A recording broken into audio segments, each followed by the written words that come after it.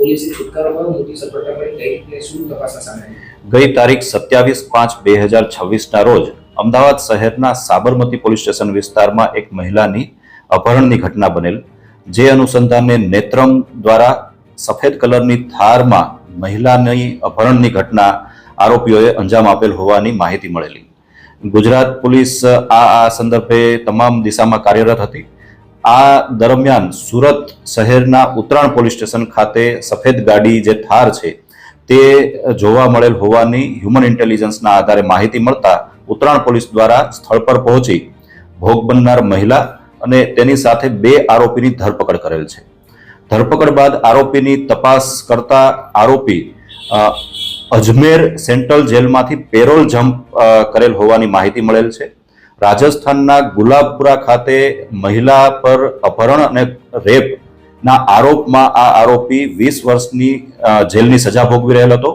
2024માં આરોપીને તેના પિતાના મૃત્યુ અનુસંધાને પેરોલ પર છોડવામાં આવ્યો અને ત્યારથી 2024થી પેરોલ જમ્પ કરી નાસ્તો કરતો હતો. આ દરમિયાન રાજસ્થાન, હરિયાણા અને મહારાષ્ટ્ર સહિતના રાજ્યોમાં 20થી વધુ 4-વ્હીલ ગાડીઓની ચોરી પણ એણે કરેલી છે અને તે બાબતની તેણે સ્વીકારેલું છે. આ ઉપરાંત 6થી વધુ પોલીસ સ્ટેશનોમાં, જે ખાસ કરીને રાજસ્થાન, હરિયાણામાં છે, ત્યાં અલગ અલગ ગુનાઓમાં આ આરોપી વોન્ટેડ હોવાની પણ માહિતી મળેલ છે. હાલમાં આરોપીની સાથે ફિરોઝ નામના અન્ય એક આરોપીની પણ ધરપકડ કરવામાં આવે છે, જે પણ 5થી વધુ આંતરરાજ્ય વાહન ચોરીના ગુનામાં સંકળાયેલ હોવાની તપાસ દરમિયાન માહિતી મળેલ છે.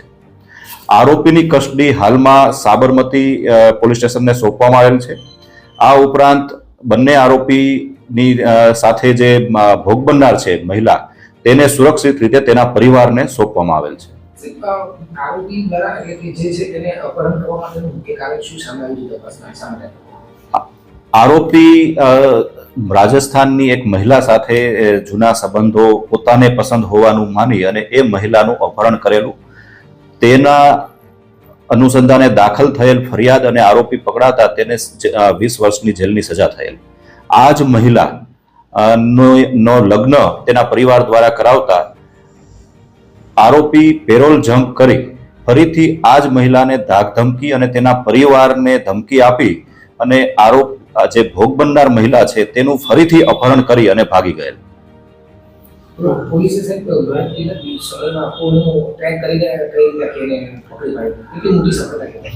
આ ખૂબ મોટી સફળતા કહેવાય અને ગુજરાત પોલીસની એક જે સારી કામગીરી છે તેમાં નેત્રમનો ઉપયોગ અને પોલીસની સતર્કતાનો આ એક ઉત્તમ દાખલો કહી શકાય.